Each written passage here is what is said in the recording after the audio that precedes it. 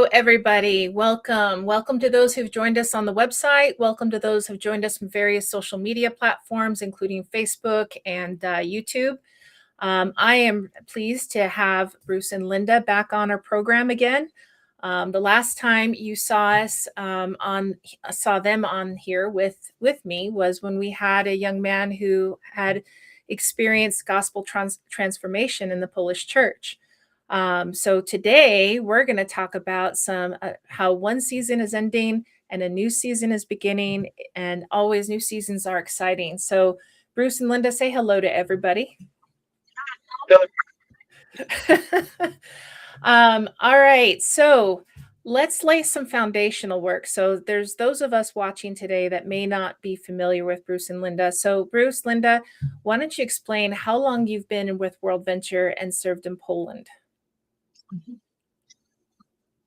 Officially joined WorldVenture in 2008. We went to Poland February of 2010, and we were there until September of 2025. And what did you guys do in Poland? Share in depth. What did you guys do there? Well, our overarching goal is to build relationships in order to have the privilege of sharing the gospel with people. But we went primarily to help a young church. It was about 4 years old at the time, and it had started a language center. Because our background was education, we went as teachers to teach English as a second language there in Poland. And so that was our main focus, but it, of course, evolved over the years, and the Lord has stretched us to other roles during that time. Bruce, you might want to talk about what you've been stretched to do. I was going to back up a little bit with the language school. One of the growth areas that we saw, they had a couple of American teachers already, which are a big draw to the Polish community because we're native speakers, but we saw then the language school grow from probably when we first got there 40 students or so, 45 to over 200, which was just amazing.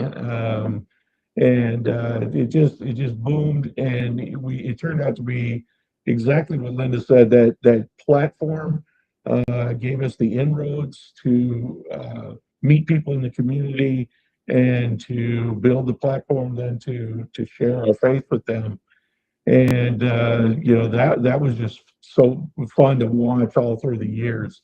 They branched off to many individual students as well, which I personally loved was the one-on-one interaction, especially with some men. That was really, really good.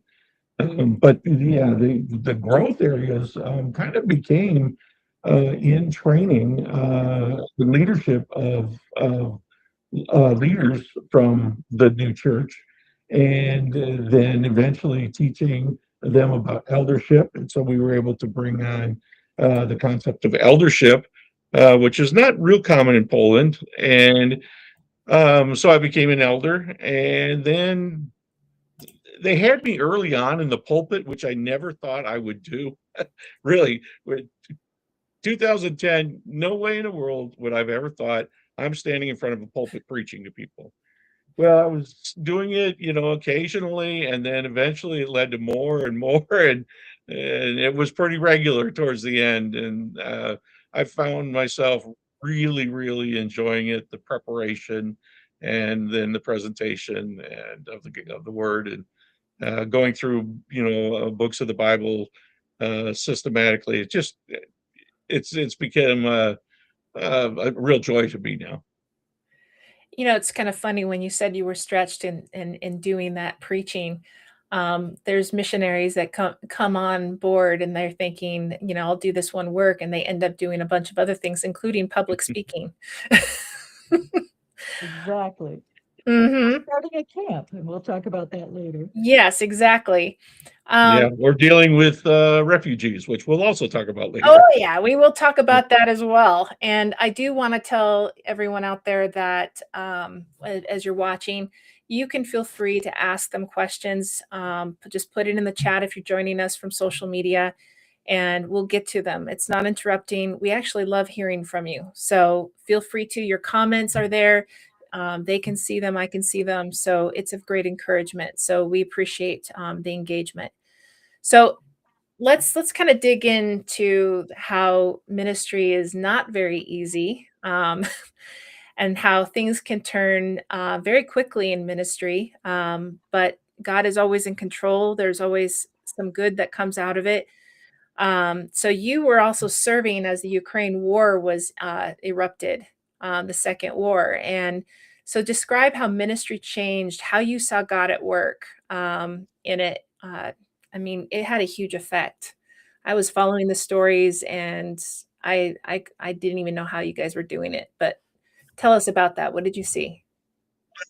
You're exactly right. It changed, yeah, literally overnight in 2020 when the invasion that everybody knows about happened. But I noticed you said the first, Or the first second war. one, the second one, But yeah, the but second one, yeah. But yeah. actually, we in a way were involved. Not many people in America knew about, yeah, when the Russians came into Donetsk and the Luhansk area back in 2014. Well, we actually got a call from the Yotis family who were working in Donetsk, and they knew some people who were leaving. They were from Donetsk and they had a young family.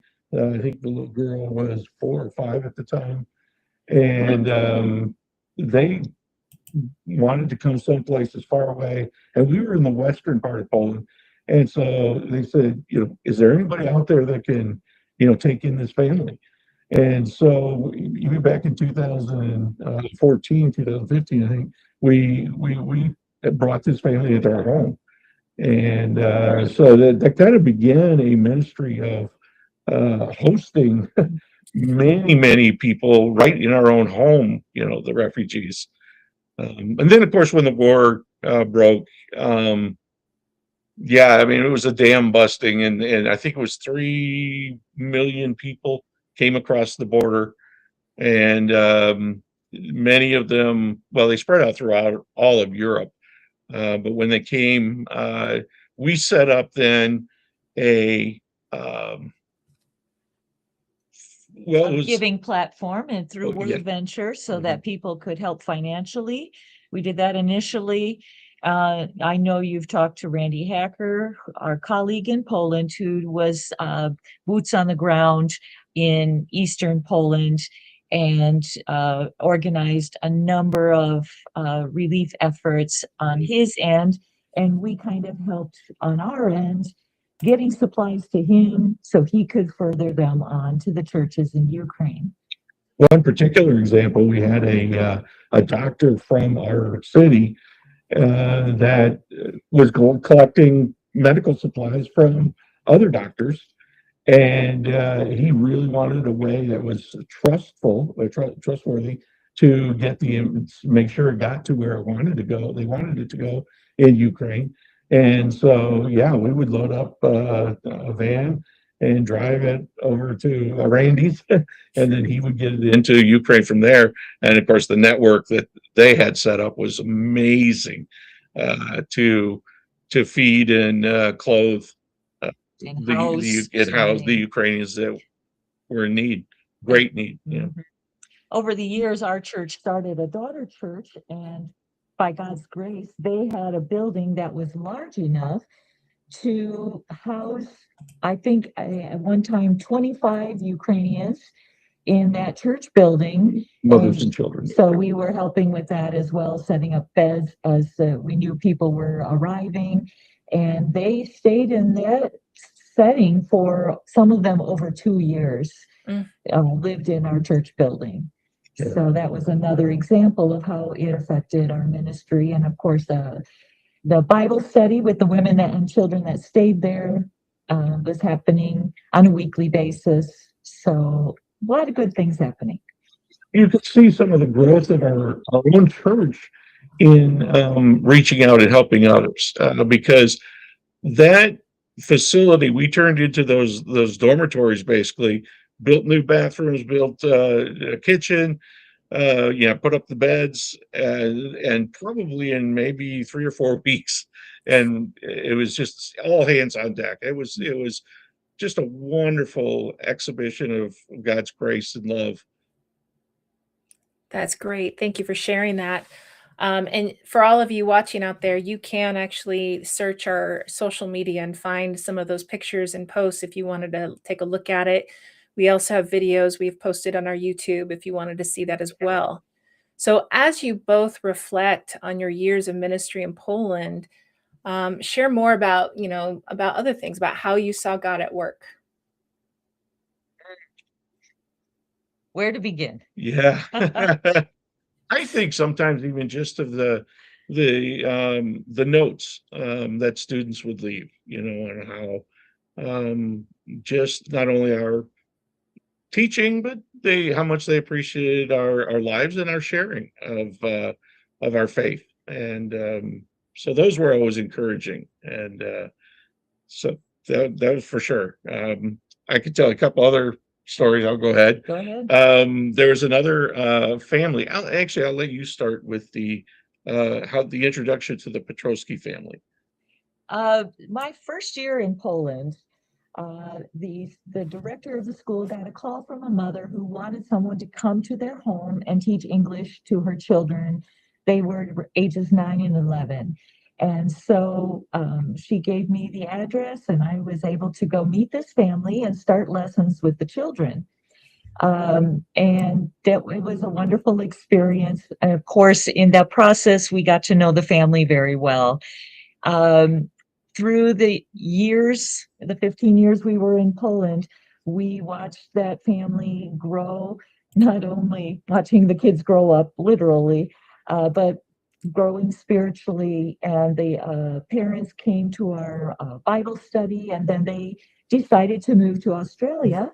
So they needed to improve their English, and came to us for lessons. We watched the daughter get involved in the gospel music workshops that we have annually because she loves to sing and has a beautiful voice. And that's where she got involved in our church and accepted Christ. So watching that transformation was beautiful. And then for icing on the cake, we got to go to Australia and visit them last year and be involved in her wedding. So it all kind of came full circle. That's awesome. Share more. Do you have any more stories you'd like to share? Oh, we have a ton of stories. We met another young lady, and I was primarily helping her with her, they call it a Matura exam, and they have English as part of that final exam for the high school years. And so I was helping her, and we got to know each other. And she was also a musician, a guitar player who also took part in our gospel workshop. And through that, as well as our, talking with her, she became a believer. And so she has continued on. We continue on with the relationship with her.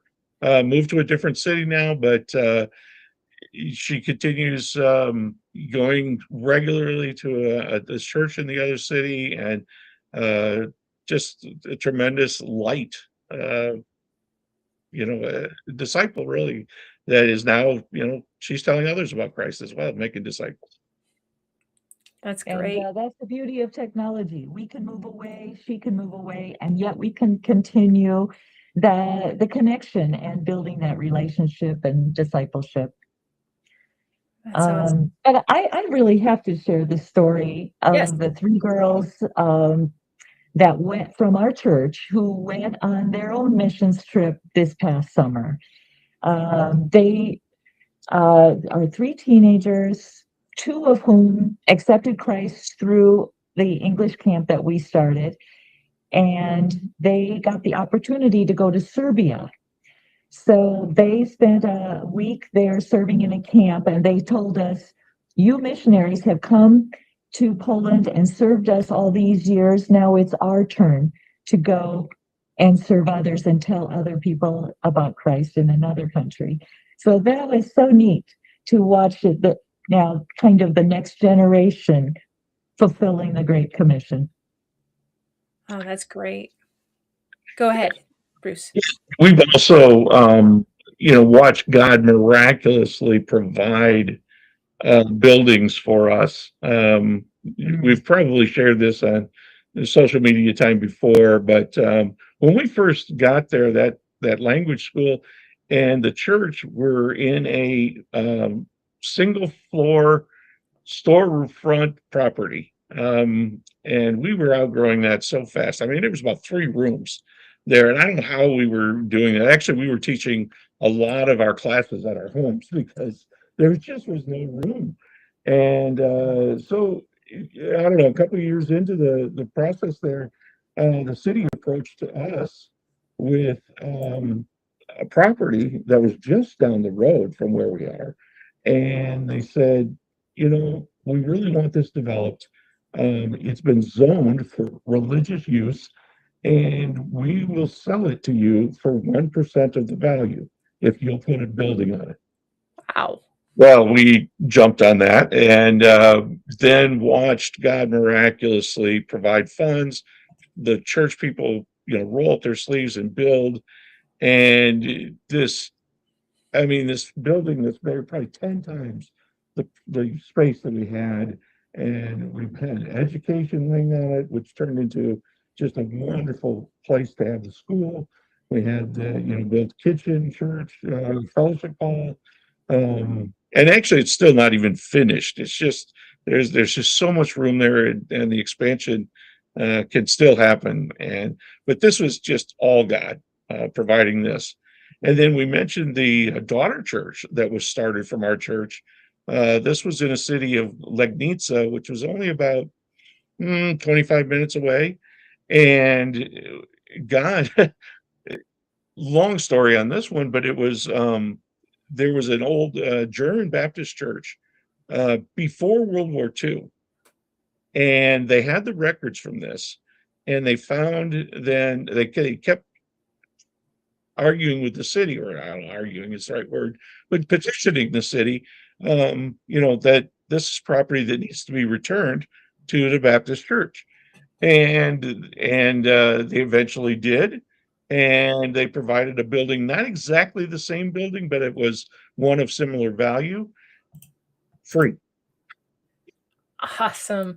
Free. So, and that was that was the building that led to, had the space for the refugees when we needed that space. And now there's a church going there. And so, these are things that we've seen God do with these 15 years that we just shake our heads and marvel. And that's what's great about reflecting a bit on the past. In fact, we posted the link in the chat. It will be on the blog later, but we posted a link in the chat about that particular story. We did cover it. So if you'd like to read more details, you can click on it, read it at any time. Now that you're moving on to a new season of ministry, what will you miss about serving in Poland? Number one is the people. I mean, that's really all we're going to miss, but that's been our home for 15 years. And it's just like leaving the United States for the first time when we went to Poland. Now we're uprooting ourselves from home. And it's a hard goodbye for sure. And they did a memory book for us on our final Sunday, and presented it to us, signed it like a high school yearbook, and we cherish that so much. And just to look back to see we covered the 15 years of the ministry, and we're just so touched by them, and we will miss them dearly. But we plan to stay involved and to go back regularly to visit them and to stay involved in the camp ministry so we can continue those relationships. So it's not goodbye forever. Lord willing, those relationships will continue just in a different form. You kind of led to tell more about the camp ministry Yes, please because do. it was a huge part of our ministry. It was another way God stretched us to a role that we didn't anticipate filling. But when the opportunity came to start this camp, we couldn't say no because the relationships, not only with us and the Polish participants, but our supporting churches being able to send teams and they get to build these relationships as well, many of them coming year after year. Uh, that has just been beautiful to watch that relationship building just multiply and the seeds of the gospel spreading much more than we could ever do on our own. And so the transformation of lives because of that uh, ministry has been really beautiful to watch. Watching young people come to Christ. Last year, 3 of the teenagers brought their younger siblings to camp and said, "We want them to hear about Jesus." So we brought them to camp to hear.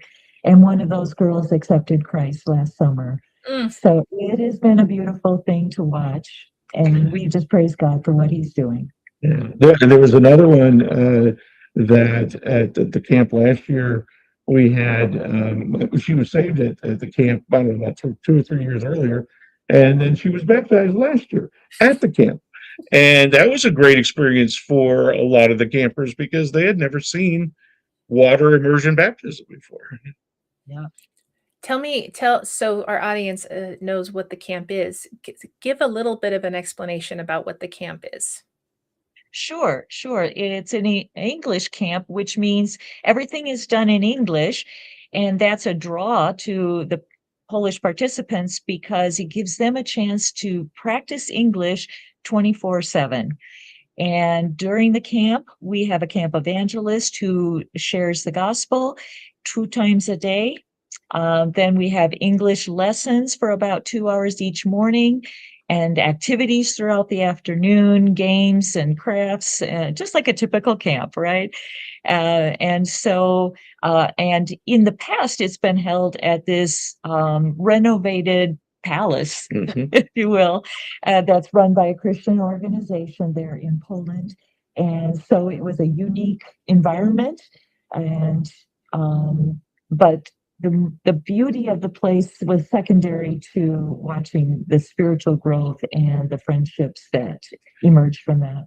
And I loved watching the people that came from America interacting with the campers and the conversations that would go on late into the night or around the fire pit were just amazingly deep spiritual conversations. They had great questions. The Americans did such an awesome job in loving on the people and answering their questions. So patient. It was so fun. Yeah. Awesome. Oh yeah, and then it's going to continue. You Yes. started to say that. Yeah, go Right, ahead. I did say that. That's going to continue because thankfully 2 ladies in the church have stepped up to continue running the camp. Praise God for that. And with our connections to the supporting churches, they're going to be bringing teams, and that, Lord willing, will continue for many years. Awesome. So, as you get near to the end of your Polish ministry season, what was the process that led you to Spain? And we have a question from Leroy Franklin, who says, "Great to see you guys again. What is the status with Linda's visa?" So, if you can answer both those questions, that'd be great. But it doesn't have to be in order. Okay. I'd let you go with the visa question. That kind of is where we are right now, and leads to one of the biggest prayer requests I think that we have right now. But the process, wow, was unexpected. We Let's start with 2 years, 3 years ago. 3 years ago, or could even go back many years ago, where we first met Victor and Tanya Kovba. They are, he was a pastor in Ukraine and came to Poland with his family, and they This is came well to, before the war. yes, yeah, Got it. yeah. So probably, I don't know, 2012 or so, early on.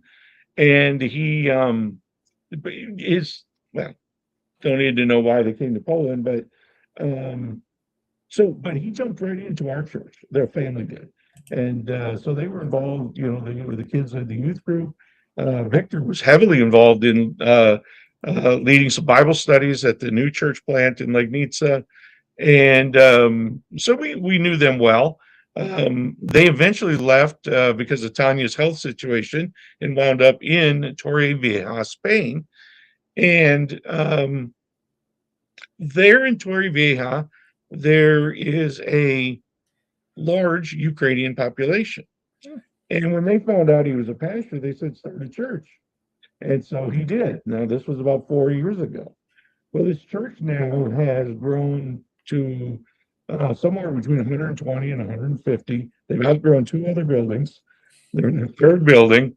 Wow. And so a couple of years ago, we went to visit them and saw the ministry, and I was able to speak in the church a couple times, and we listened to them and heard their hearts.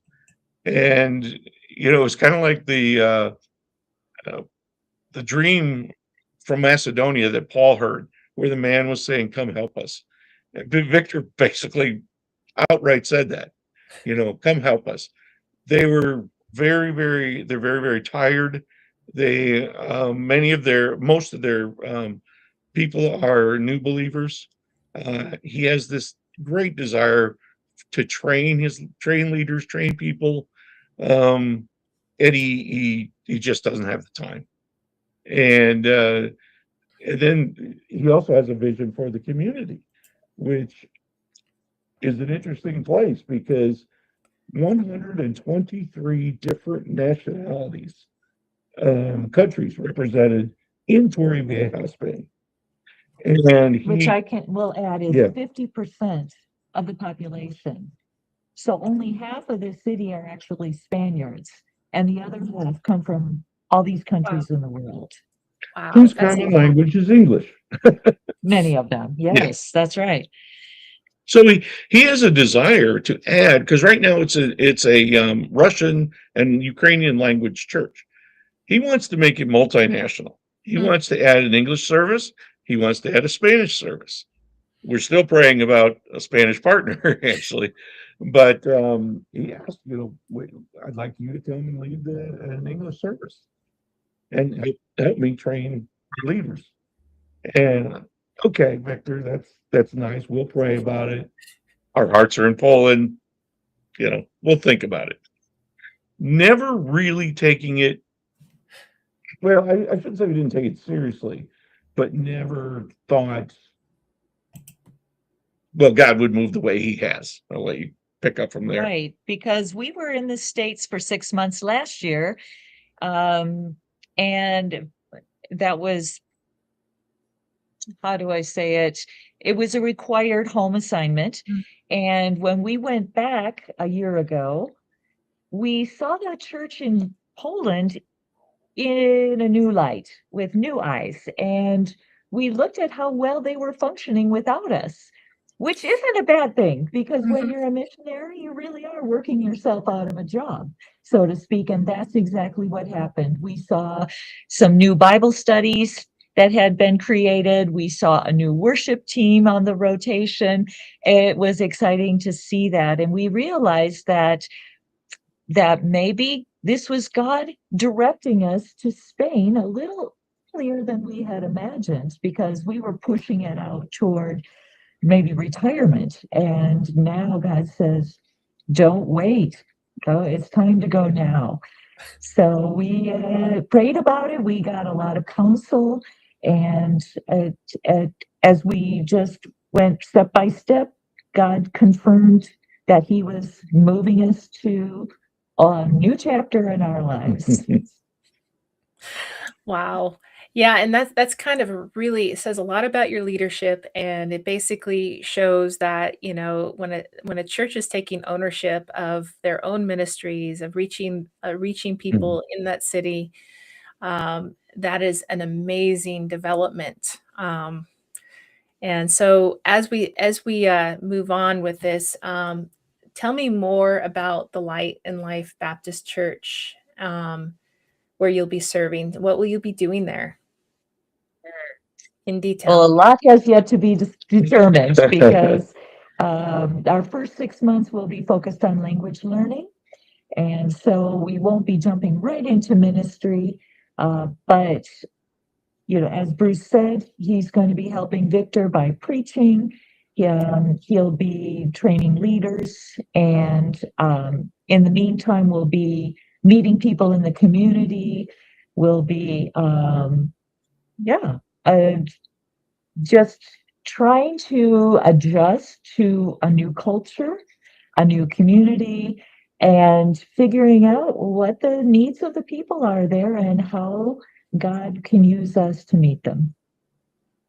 So, Awesome, thank you.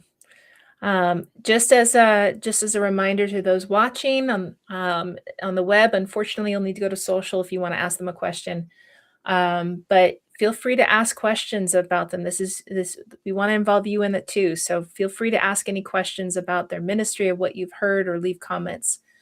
Um, Tell me about, there's always challenges that you might face when you enter a new field. There's some things that are similar to your Poland field, like, um, but there's always challenges besides learning. What is this, your second language?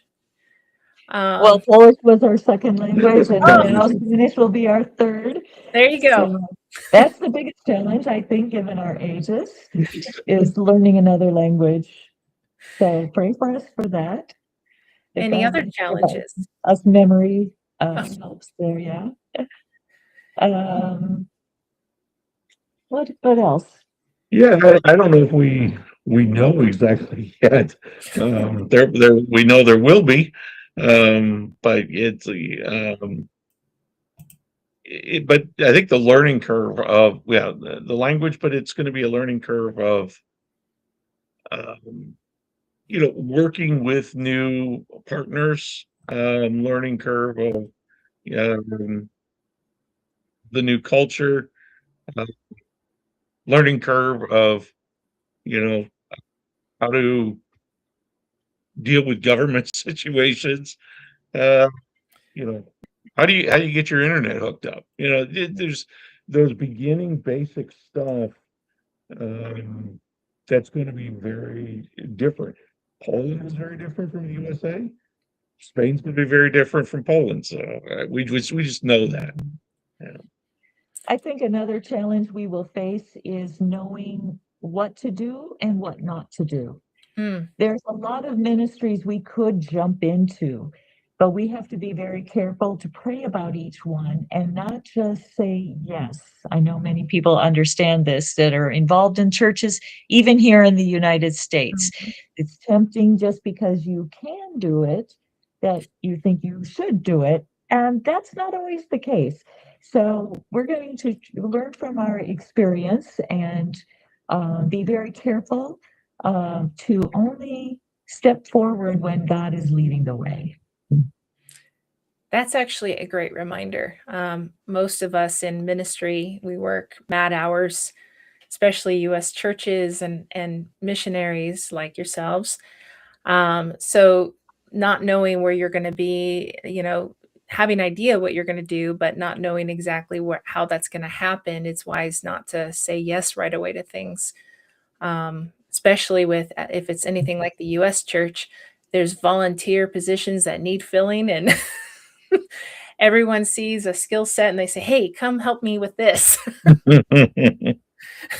Yeah. You got it. You Yeah. got it. But really, my heart is for that international community because I just think of the potential of these people from all these different countries.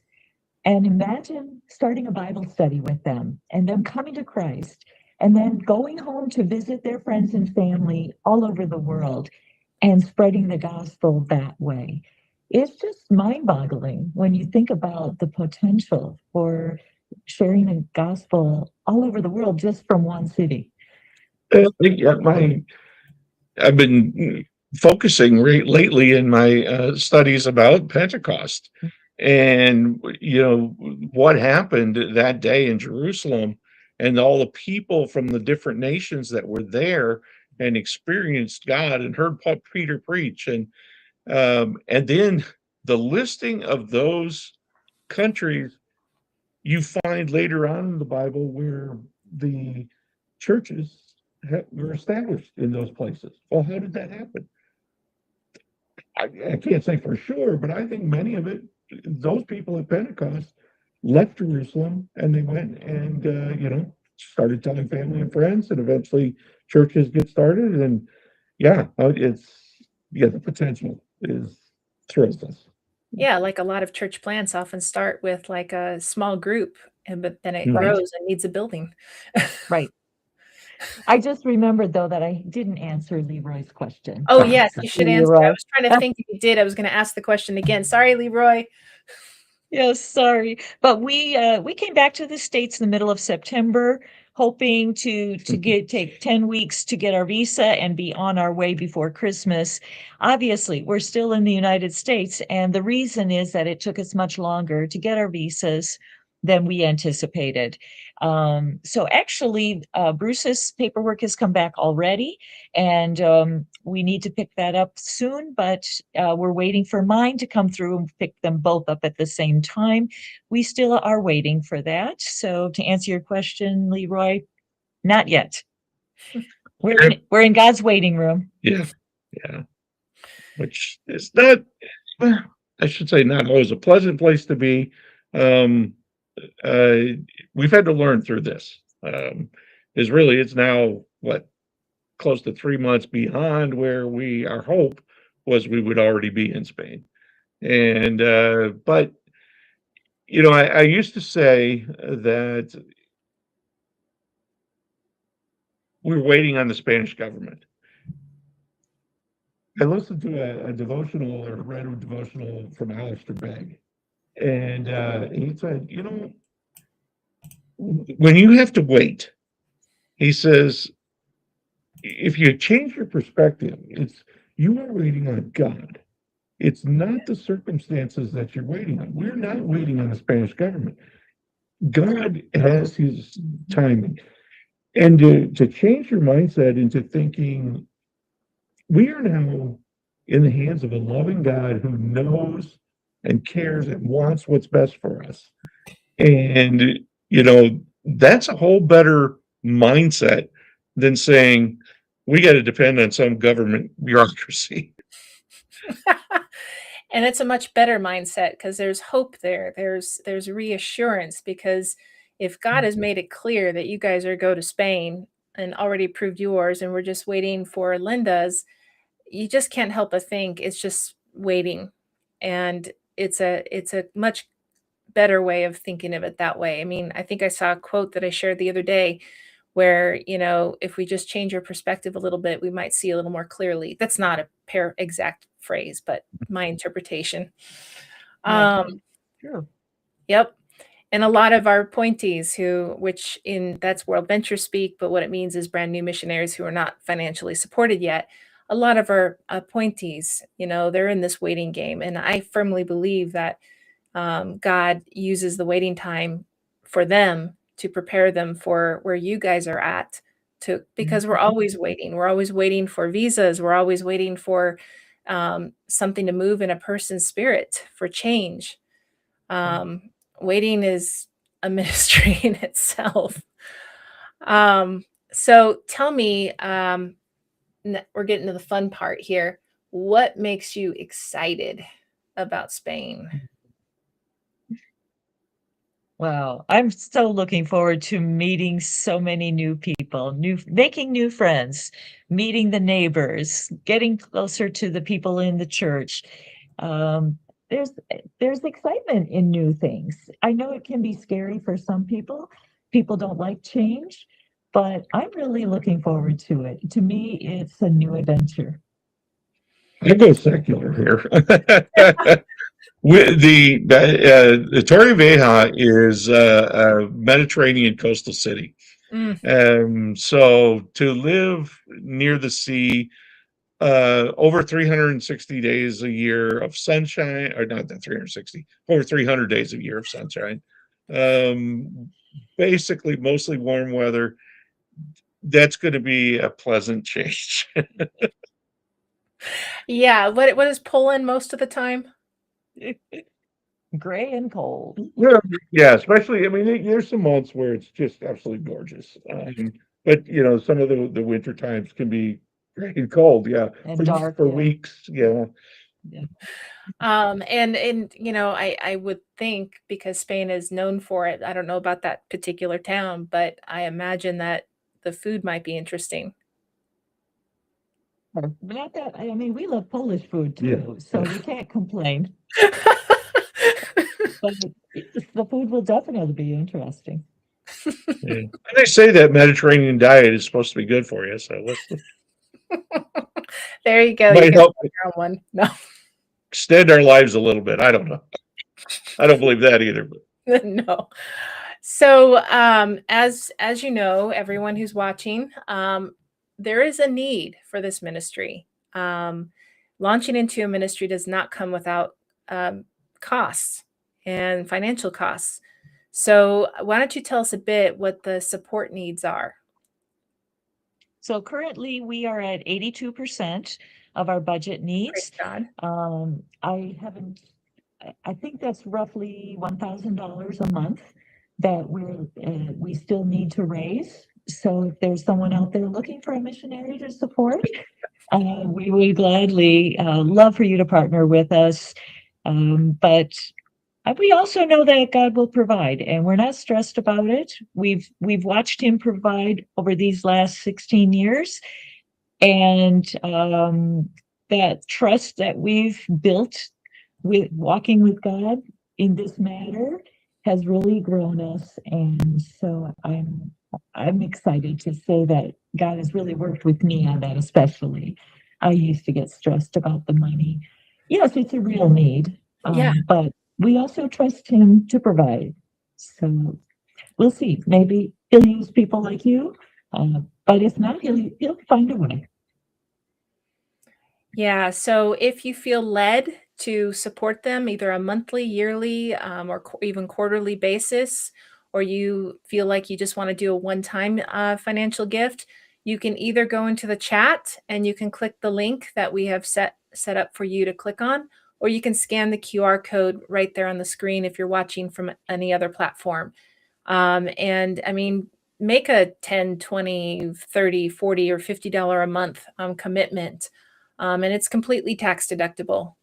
And you will be helping this ministry grow from Poland all the way to Spain and still helping the Poland camp as well. You were going to say something, Bruce? share a victory that we did have while we've been in this waiting time. We had what was it, $6,000, I think, of one-time expenses. That 12,000, yeah, $12,000 that we needed, for the move.